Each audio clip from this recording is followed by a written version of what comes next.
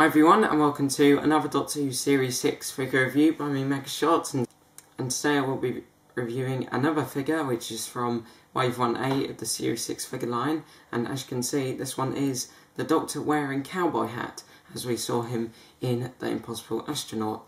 Now this figure includes a sonic screwdriver and obviously the Cowboy Hat aka Stetson. Now in this review I will be reviewing the figure as normal as well as comparing this 11th Doctor figure to one of the previous 11th Doctor figures. But first of all, I'm going to show you some pictures of the packaging it came in, and then I'll start talking about the figure. And by the way, I got this from Argos today for $9.99. Okay, so the front is just same as usual. You've got some information about the figure at the top, then you've got the plastic ball with the figure and accessory inside, then they've covered a new Doctor Who logo and the name of the figure. And on the back it just shows you all the rest of the figures from Series 6 Wave 1A, and also some helpful company information. Okay, so that's it for the packaging, and now I'm going to review the 11th Doctor. Okay, so here we have the 11th Doctor with Stetson on the left, with an 11th Doctor figure from Series 5 on the right. Now, other than the head sculpts, both of these figures are made from exactly the same sculpt, but there are actually quite a lot more differences between these two figures than you might think they are. As some of you may have already noticed, the jacket on the Series 6 11th Doctor figure here is sort of a pure brown colour, whereas the jacket on the Series 5 11th Doctor figure is sort of a greeny brown colour. Also, the Series 6 11th Doctor figure has a completely white shirt, whereas the Series 5 11th Doctor figure has a grey shirt with red stripes.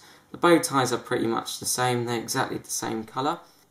And yet again, we can see the difference in colour between these two 11th Doctor figures' jackets, but we can also see that the Series 6 11th Doctor figure has much darker elbow pads than the Series 5 11th Doctor figure. We can also see that on this 11th Doctor figure, the buttons on the jacket are just the same colour as the jacket itself, whereas the buttons on this 11th Doctor figure are brown instead of the green of the jacket. And then we can also see that the shoes on the Series 6 11th Doctor figure are the same sculpt, but they are not quite as glossy and shiny as the Series 5 11th Doctor. Okay, so that's pretty much all the main differences between these two figures, and now I'm going to review the 11th Doctor with Stetson. Okay, so here we have the 11th Doctor with his Stetson. Now, in the episode we saw him like this, the Impossible Astronaut. He was actually only wearing the Stetson for 25 seconds, so this variant is good for scene recreations and good for figure adventures, but it's not so good for scene recreations of many other scenes from Series 6, because during Series 6 Part 1, the 11th Doctor only wore the Stetson very briefly. But it still is a really nice variant, and I actually really like it a lot, and we shall start off by taking a look at the sculpting and the detail. As usual, we shall start by taking a look at the head sculpt. Now, I think this 11th Doctor variant has a much better likeness of Matt Smith than most of the other 11th Doctor figures. If I just bring in the Series 5 11th Doctor figure, we can really see that there are quite a lot of differences between this 11th Doctor figure's face and this 11th Doctor figure's face, and I think this one has the better likeness of the two. The facial features have been painted really carefully, especially the eyebrows and the eyes there, which look really nice, have been painted with a sort of greeny blue colour. Now, because he's wearing a Stetson, we can't really see much of his hair this time because it's tucked up in there, but we can still see some of it there at the back, and it has been painted very nicely with a dark brown colour. The Stetson itself is not removable, by the way, but it is very nicely detailed. Well, it hasn't actually got much detail on it, but we can see the detail on the band at the top there, and you've got some creases on it, which help to make it look very lifelike. Okay, so let's move on to the bow tie, because bow ties are cool, as the 11th Doctor has said quite a lot so far. Now, as you can see, the bow tie on this 11th Doctor figure has been painted burgundy, much like the bow tie on most of the other 11th Doctor figures we've seen so far. And there has been quite a lot of comments about this 11th Doctor figure's bow tie, saying that it should be blue. And I can see why a lot of people have been saying that, because in the Impossible Astronaut, the Doctor's bow tie really did look quite blue. I mean, it was hard to tell what colour it actually was, but it did really look like some sort of dark shade of blue. So I do think that on the figure it would have been better if the bow tie was actually painted a sort of dark bluey colour, because then it would be our first 5-inch 11th Doctor figure with a blue bow tie for quite a while, and then it would be a bit more accurate, but it still is really nice. It has been sculpted very nicely. The shirt is also very good as usual. It's completely white, as you can see. It's got loads of creases on it, making it look very lifelike, and several buttons going down the middle, making it very detailed and accurate. And the tweed jacket is absolutely fantastic as usual. You've got the same usual detail like the lapels, the buttons and the pockets, and also you've got that really awesome detail of the material, which gives it a very tweedish like texture. And then you've got the dark elbow pads here, which he does have on his jacket for pretty much all of his episodes in Doctor Who. I'm not sure if he had them in A Christmas Carol though, because I noticed on the A Christmas Carol 11th Doctor figure the elbow pads were painted just the same colour as the jacket, which pretty much made them blend in with the rest of the sculpt. Still absolutely fantastic though. You've also got the buttons on the end of each sleeve. And another thing I noticed about this jacket, apart from the slightly different shade of brown, is the fact that it has been made out of a slightly more bendy type of plastic. Bit weird, because most of the jackets on the other 11th Doctor figures I got are made of quite a solid plastic, but it still is absolutely fantastic and is probably the most highly detailed part of this. And if we take a look at his trousers, we can see that they are pretty much the same as usual.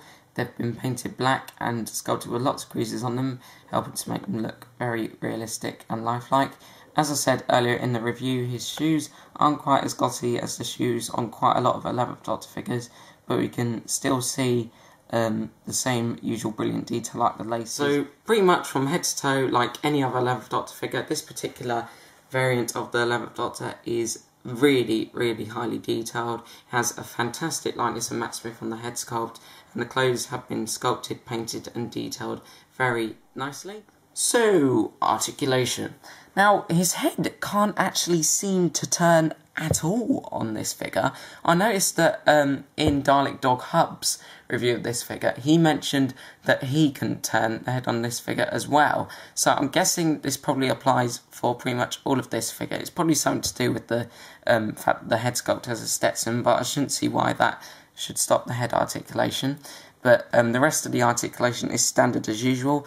The arms can do a 360-degree turn from the shoulders, as well as turn 360 degrees at the biceps. They can move up at the elbows, and his hands can turn 360 degrees. Lower body articulation. He can turn at the waist 360 degrees. The legs can move outwards, as well as go backwards and forwards. Twist at the thighs 360 degrees, and also bend. Okay, so that was all the articulation on this 11th Doctor figure. Pretty much the same as usual, so you can still play him into many different poses for your figure photography, stop motion animations and figure adventures. But, as I said before, the head can't really turn, so if you want him to look in a certain direction, you have to turn the whole figure around instead of turn the head a little bit, which is a bit of a shame, but that doesn't really ruin the figure for me. And overall, I think this 11th Doctor variant is a very nice addition to my collection. I would highly recommend it to you if you would like to do scene recreations of the Impossible Astronaut, because obviously the first time we saw the Doctor in the Impossible Astronaut was when he was wearing his Stetson.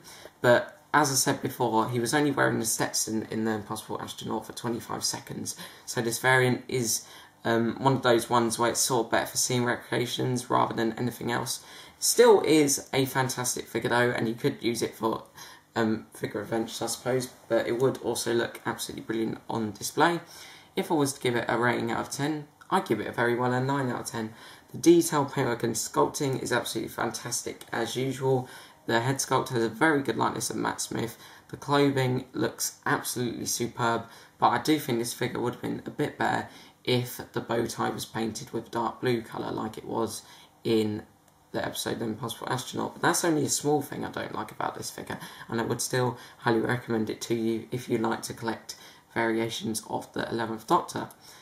And that is pretty much it for this 11th Doctor figure, but the review is not over yet, because now I'm going to quickly take a look at his sonic screwdriver. Okay, so here we have the sonic screwdriver that this 11th Doctor figure comes with. Now, we didn't see the 11th Doctor with his sonic screwdriver when he was wearing the Stetson during the Impossible Astronaut, but I'm really glad that they've included it with this figure, so for those of us who lost our previous sonic screwdrivers in the past, we could get this figure and have another one to use as a spare. And then with this sonic screwdriver you could do a lot more figure adventures and scene recreations. The detail on it is pretty much the same as usual, so it's still looking absolutely fantastic, especially around the top there. I do think it would have been better if this version was a closed version though, seeing as we haven't seen a closed 11th Doctor sonic screwdriver for any of the figures before. Still is very good though, and out of 10 I would give it a 9 out of 10.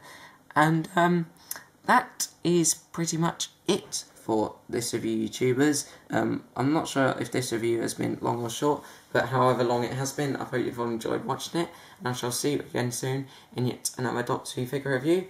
Now, I'm not sure what my next figure review will be, because I'm planning on getting quite a few Series 6 figures in the coming weeks, but I think my next review might be The Silent with Closed Mouth, because I know I'm getting that very soon. Thanks for watching, YouTubers, and I shall see you again soon.